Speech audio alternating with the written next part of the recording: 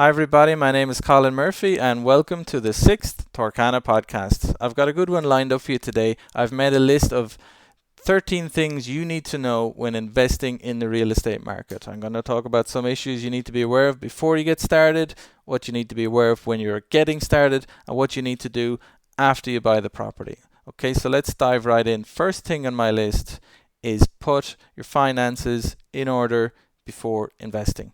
Every now and again, I'll speak to a person who literally wants to put the majority of their savings into a property. They might have $80,000 in the bank and they're looking to put $70,000 into a property. Or they might have $40,000 in the bank and they're looking to use $30,000 of that as a deposit on a property.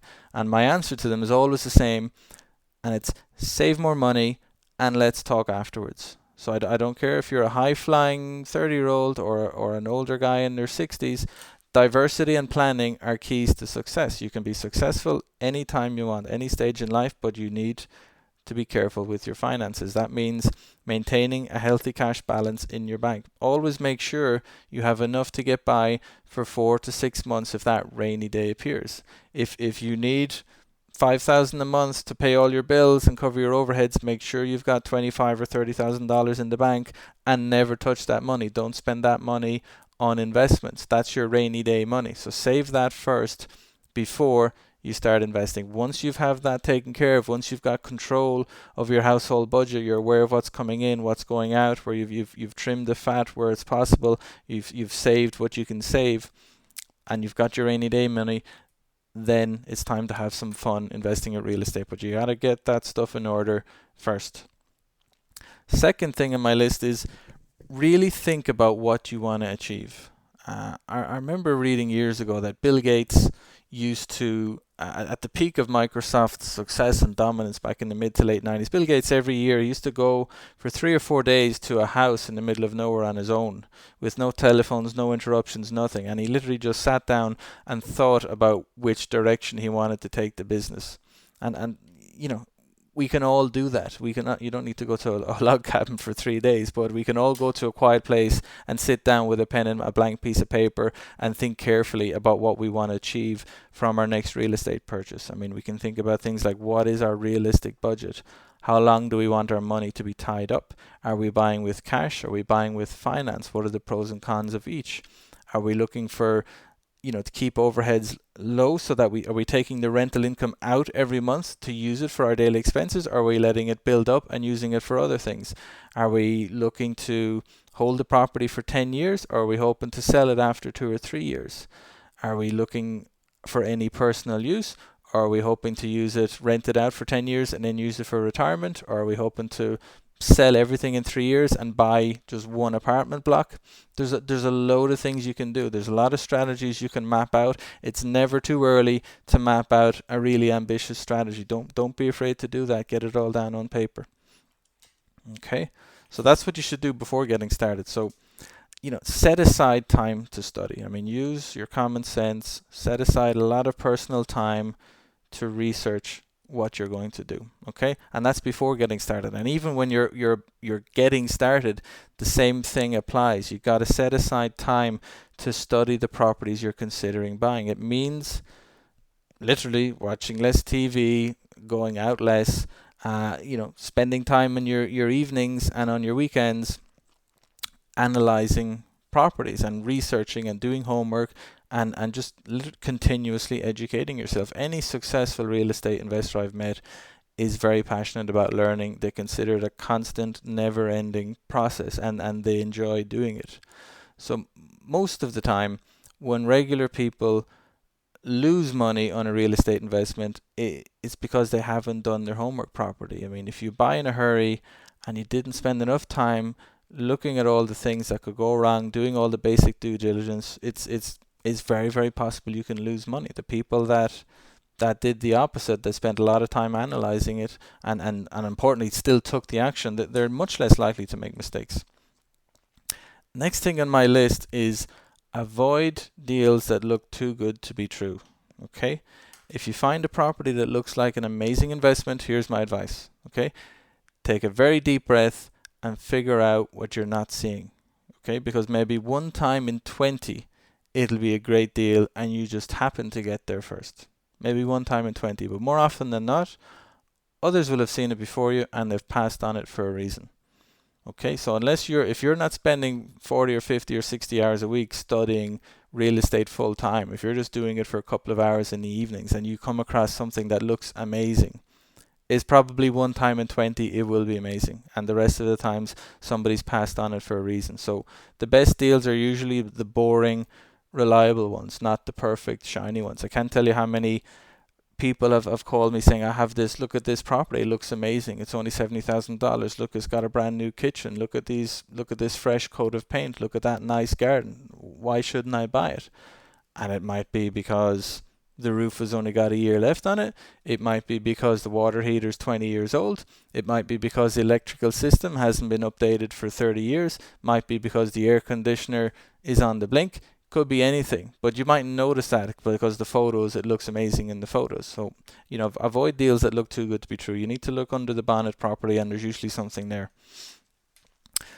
Next thing in my list is, it's a bit controversial sometimes because property is so personal and people get so emotional about it, but my advice is this: if you're looking to make money from real estate, don't use the property yourself, okay? Because there's a world of difference between buying a long-term rental property and buying a vacation home or that you rent out part-time, or buying any kind of home where you use it yourself a few weeks or a couple of months a year. One of them is a pure investment and the other one, frankly, is an expense, because it costs you money. Sometimes you can earn a bit of it back, but income can be earned from vacation properties, but it can't really be considered regular or reliable income streams. Some months you might earn lots of money, others you might not earn anything at all, but you're still obviously incurring running costs every month. Your management fees might eat up 30-40% of your income for those short-term rentals compared to 7 or 8% for a long-term one. I mean, there is one strategy where you can make money using the property yourself. It's called house hacking, which is where you buy a property, live in it, fix it up, add value to it, and then sell in it, or buy a duplex, fix it up, rent out the other side of it, and the rent from that one might help pay your rent. That's house hacking. You're kind of, you have to get used to living in a kind of building sites and get used to moving all the time. That's one way of making money using the property yourself. Doing it the vacation home way is not. I mean, the simplest way is just to keep your homes where you live, the home where you live, and the homes where you rent, keep them completely separate. Don't let the two of them meet, okay? Next thing on my list, double check the rental income that the salesperson is estimating. Okay, we've all read brochures and read adverts that gush about how great a property is, how much you'll earn, but if an agent tells you this will rent for $900 a month, seems obvious, but double check. Okay, double check. It's very easy. Start by googling rentals for 3 beds in zip code XYZ. Go to Zillow.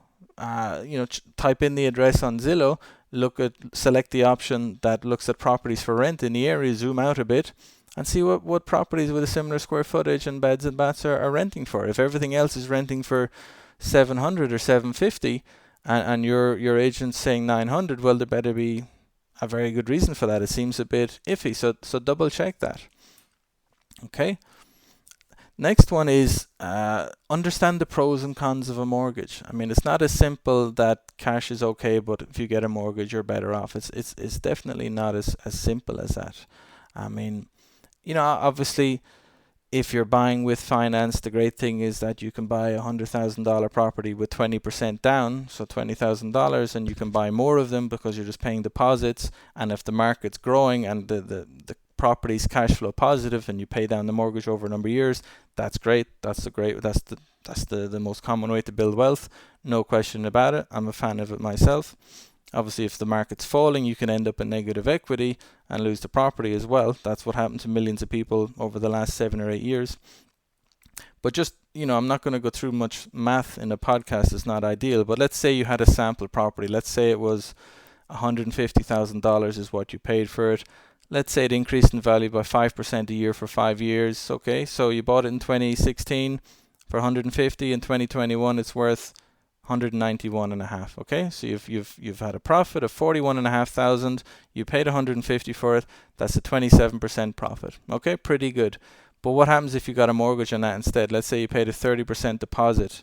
okay, $45,000, and then the value went up by 41.5. So the return on the cash you paid is not 27%, it's 92% because you only spent 41,000 on that deposit. So that's obviously a huge deal, okay? The flip side, there's always fees attached to borrowing money. You have to pay origination fees, loads of fees, to be honest with you.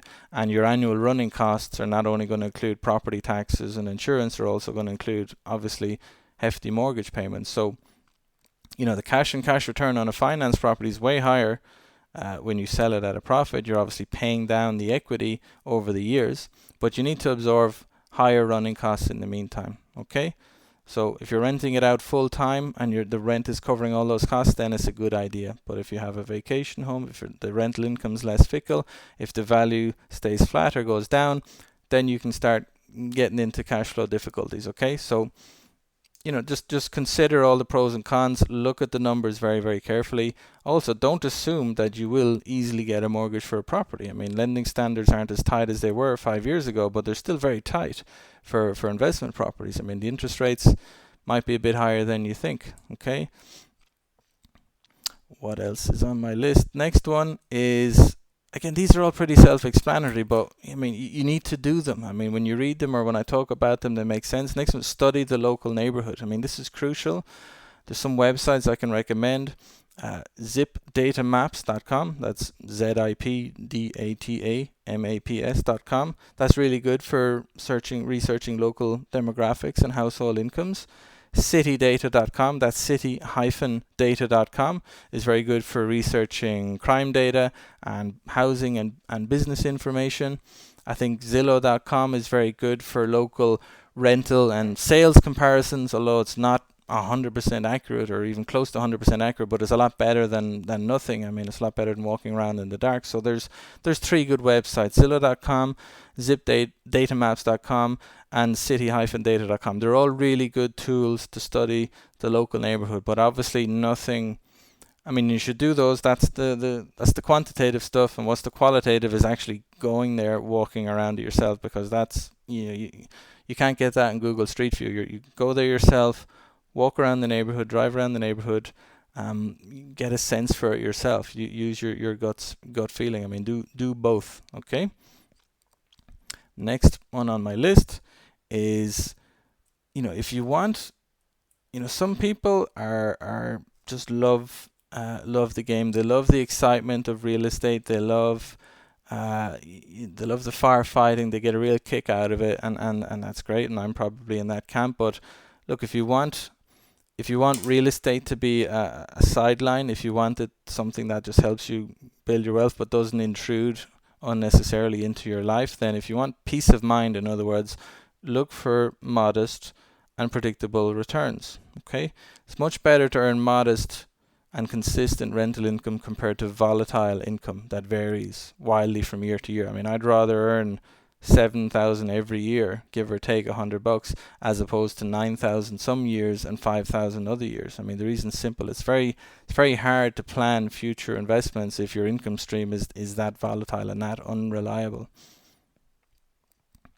Okay, next thing on my list, I touched on this I think in the last podcast, but I'm going to say it again because it's very important, and it's make sure your property is very well managed. Okay, a lot of investors are able to manage their own properties directly. They collect the rents, they deal with the tenants, that they take the weekend calls, they organize repairs.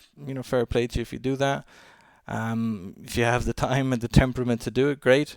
But realistically, I think most of us need professional property managers with solid track records to be managing our properties. I mean, anybody who manages your portfolio and your tenants well over a number of years is worth their weight in gold. I mean, the better your property manager is at doing their job, the happier your tenants are going to be, the longer they're going to stay, and the more rental income is going to flow into you. I mean, there's few things worse than having vacancy periods. I mean, it costs a lot. I've seen it lots of times. You've got these people paying $1,000 a month and they leave. A bad manager might take you 3 months to get someone else in. That's $3,000 in potential income.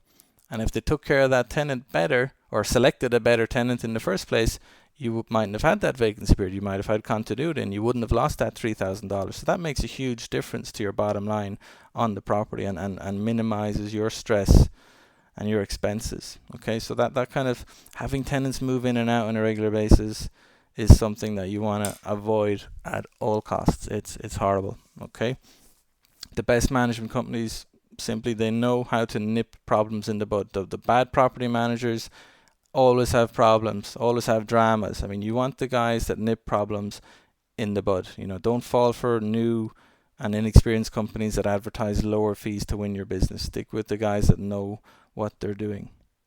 Okay. What's next? I mean, keep on top of things.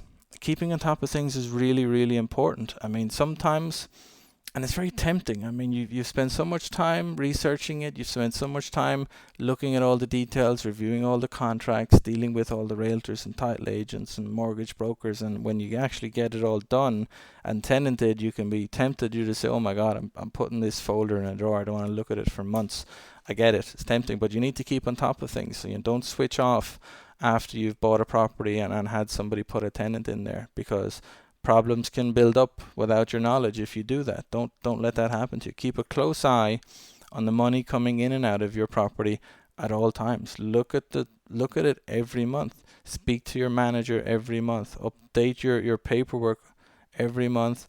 Make sure you're filing your tax returns. I mean, keep on top of things. Doesn't require a huge amount of time. It just requires discipline and requires looking at the same things again and again and again at fixed times. It could be something as simple as putting a note in your calendar to, between 7:30 and 8:30 every fourth week, spend an hour looking through your property. I mean, that just helps keep things on an even keel. Okay, so I'm getting towards the end of this podcast now. The last thing I want to say is simply this. It means stay calm and don't be afraid to take the plunge. It's not uncommon to suffer from analysis paralysis. I mean, having so much information that you literally don't know what to do. I mean, there's so many. You can find a problem with any property. You can find a property down the street that sold for 20,000 less than what your one's being advertised for. You can see properties that are renting for a lot less. You can see ugly looking properties nearby. You can read stories on the internet that'll scare you. I mean, I get it. I mean, but really, you got to know what you're looking for. You got to get through it. You got to look at the important things. Double check that you covered the basic steps. And there's information you can get on Torcana.com. We've various educational guidelines and guides that you can download, different ebooks you can download for free in Torcana.com. But once you've spent time figuring out what you want, and you've researched the opportunities that match that criteria, and you've double checked everything, my advice is simply take the plunge and don't look back. I mean, there are always going to be wealth building opportunities out there. If you don't take the plunge, you're never going to do it. Some people dive headlong without doing any research. They're not going to make any money. Other people do huge amounts of research for years and years and years and are extremely knowledgeable about everything, but they're just too afraid to take the plunge. They're not going to make any money either. You need to have that balance where you take aside your personal time to study the properties carefully, and you take your time and you're patient, but when you see something that makes sense, you do it. You jump in and you do it, and you always learn as you go along. I mean, I know people that have been investing for 20, 30 years. They've got portfolios in the 30s and 40s and 50s, but they'll tell you they're still making mistakes. They're still learning. I mean, there are always going to be mistakes. I'm still making loads of mistakes, but you learn from them. I mean, they're hardly ever disastrous mistakes, but you learn from them and you just get better and better and better, and you keep going and you keep learning, and just keep learning by doing. So try and have that attitude to your real estate investing. I think it'll be a huge help. Okay, so let me just summarize very quickly what were the titles of my list of 13. First one was put your finances in order before investing. Next one was really think about what you want to achieve. Next one was think about your exit strategy when you buy, not when you sell. Then was use your common sense. Set aside time to study. Set aside personal time to study. Watch less TV, basically. Next one is avoid the deals that look too good to be true. Okay, they almost always are. Next one is if you want to make money, don't use the property yourself. Unless it's a duplex and you're fixing it all up, or unless it's a house that you're living in a building site while you fix up the kitchens and bathrooms, best thing is keep your home and your rental property separate. All right. Next one is double check the rental income that the salesperson is promising, or the advertised estimated rental income. Double check all that stuff.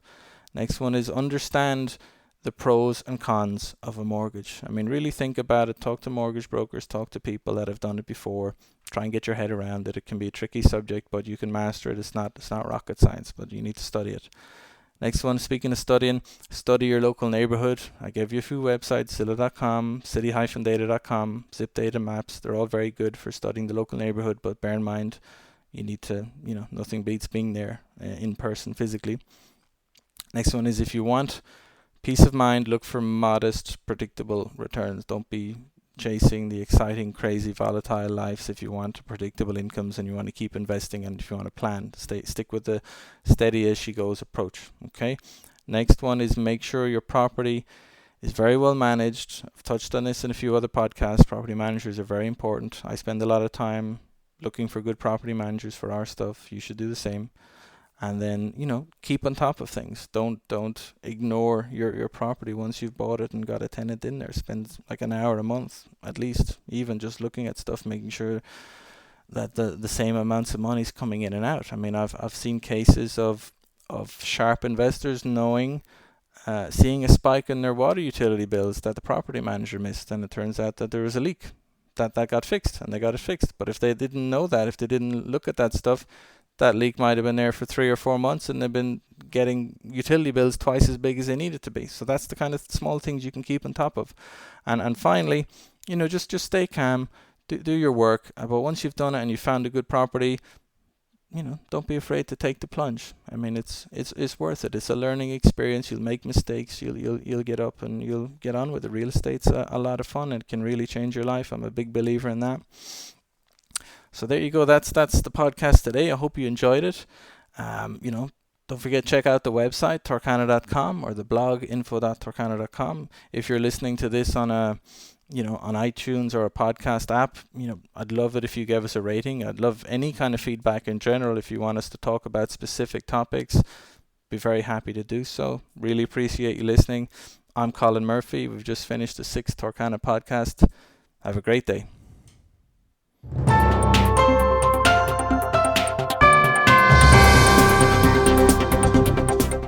This recording contains general information relating to the real estate market, and it is for educational purposes only.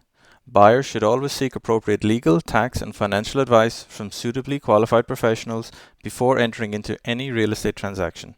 Actual returns from rental properties will always vary from person to person and deal to deal based on unique circumstances. While we have no reason to doubt the validity of comments of any guests on our show, we do not warrant their accuracy. Opinions of the host are not necessarily shared by other employees and partners of Torcana and its subsidiaries.